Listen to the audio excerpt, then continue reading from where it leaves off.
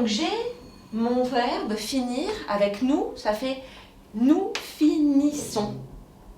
Je vais prendre le finisse et je vais ajouter AI, AS. Donc ça va faire je finissais, tu, on le fait ensemble, tu finissais, il. Finissez. Oui, finissez, vas-y, dis-le fort, sois sûr. J'ai commencé l'année dernière avec le professeur Agathe. Et Tout à fait. cette année, je continue. Et là, tu gardes cette base-là et tu vas dire finissait, tu finissais, il finissait, AIT. Alors, tu sais ce que tu vas faire dans un premier temps? Tu vas aller au tableau et tu vas noter les verbes que toi, tu as trouvés. Donc, si tu reprends, nous parlions, vous Parler. parliez.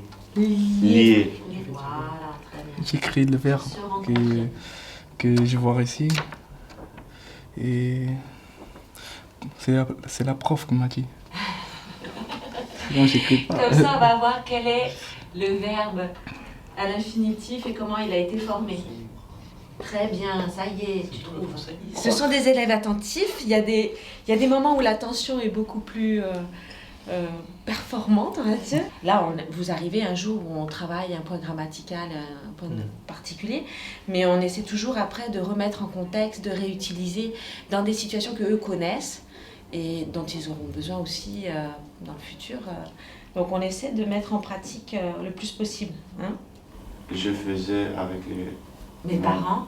Mes parents toute l'année dans la campagne à Noël. C'est magnifique. Oui, ça va très bien. C'est bien à l'école avec madame qui travaille bien. Et nous aussi. Aujourd'hui, nous avons joué contre Colomiers pour 32e de Gambardella. Je parlais français. Non. Ah, je serais très curieuse de voir ça.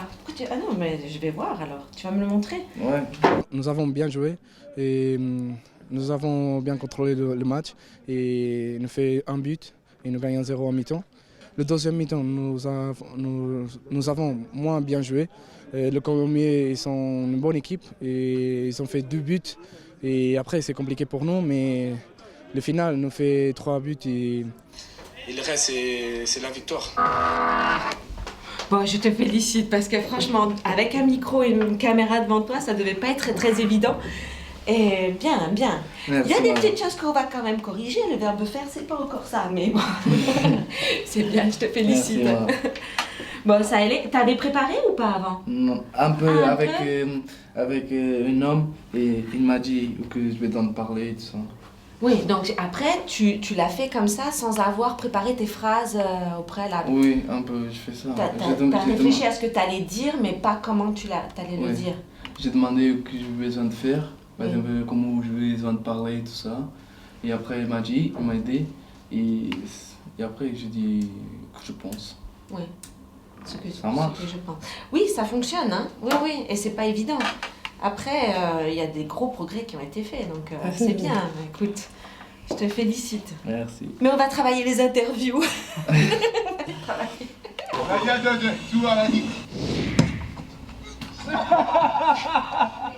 Dès qu'il y a la musique, quand il marque des buts, la musique de suite comme ça suscite l'émotion. Ça c'est important, ça c'est un choix de la part du monteur. Voilà, c'est un choix. Quelque part, il scénarise, puisqu'il refait une histoire en plus court, donc il fait son scénario. Pour combien de temps? Ben là, c'était assez long. Oui. Lui qui faisait les gardiens, donc je suis allé ressortir tout le rush. D'abord, il y a tout un travail spécifique de recherche.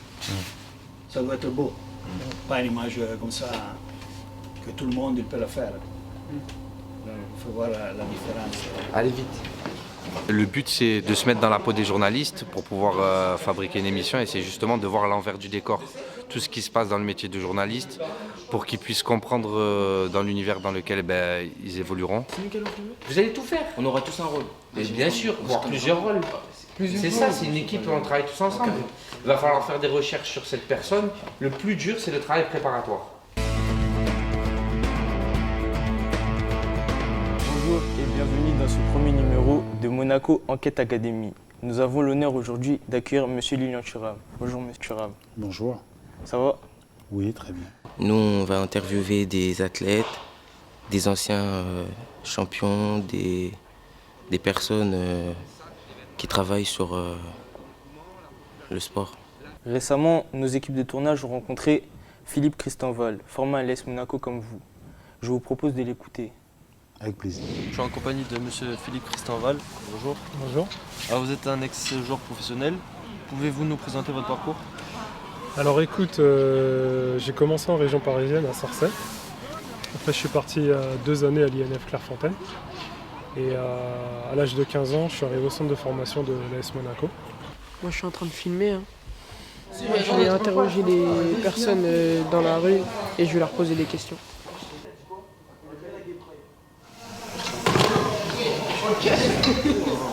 Tu vas où?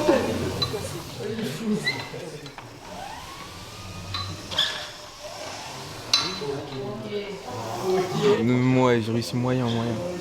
C'est dur en fait parce qu'il faut se décaler sur le côté et après frapper pour mettre de la puissance. Du coup, c'est compliqué. Du coup, on n'arrive pas trop.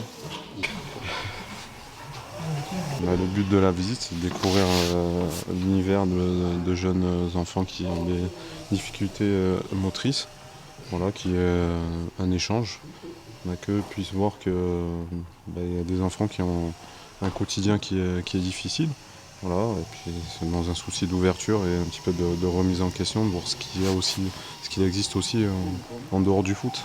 C'est important de les éveiller aussi à ça, qu'ils aient conscience de la chance qu'ils ont d'être où ils sont aussi.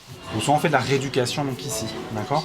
Donc là on a une salle de rééducation typique, hein, où en fonction des problématiques qu'on a pu voir au niveau du dos, au niveau des bras, au niveau des jambes, on va venir donc travailler donc ici, d'accord? Ça, je vous montre un peu.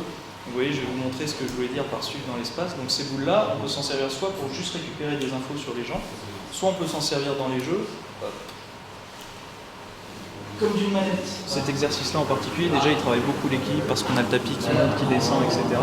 Et là avec les mains en fait on fait de l'exercice en double tâche, c'est-à-dire qu'il y a à la fois la tâche de marcher, de ne pas tomber qui a lieu, et en même temps en fait le patient doit bouger les mains pour toucher les oiseaux, etc. Donc ça le distrait entre guillemets de sa marche, et ça permet d'obtenir une marche d'un côté qui est plus naturelle parce qu'on est distrait, donc il est plus concentré dessus, et d'un autre côté qui est aussi plus difficile parce qu'il faut gérer ses bras et ses jambes en même temps. Pour des gens qui ont des pathologies, ça peut être compliqué. Je trouve que c'est une bonne expérience parce qu'on sort un peu de notre réalité, on va dire. Et donc l'idée donc, du système, c'est de pouvoir en fait créer par des automatismes de marche, recréer au niveau neurologique d'autres schémas, d'autres circuits. Il y a beaucoup d'aide au niveau de la technologie qui permet d'aider des personnes avec des handicaps. Est-ce que vous pouvez nous expliquer pourquoi il y a différents bureaux du coup? Alors, parce qu'il y a un bureau qui est vraiment atypique là-bas. Donc ça c'est ce qu'on appelle un stand-up, c'est-à-dire que c'est un jeune, alors il va pas y être toute la journée, mais il peut rester, on va dire, une demi-heure, 3/4 d'heure dessus. Et la partie arrière vient lui bloquer les fesses et il reste donc debout pour pouvoir après travailler pendant 3/4 d'heure. Pour des jeunes qui sont toute la journée en fauteuil, c'est hyper important de se mettre debout. L'objectif, c'était que nos jeunes se rendent compte de l'environnement dans lequel les bénéficiaires évoluent, parce que c'est quand même des pathologies qui sont lourdes et c'est important de pouvoir bien comprendre le fonctionnement pour après aller à leur rencontre. Alors bien sûr, aujourd'hui on a visité un petit peu les différentes salles, les différents lieux de vie, d'apprentissage, de soins.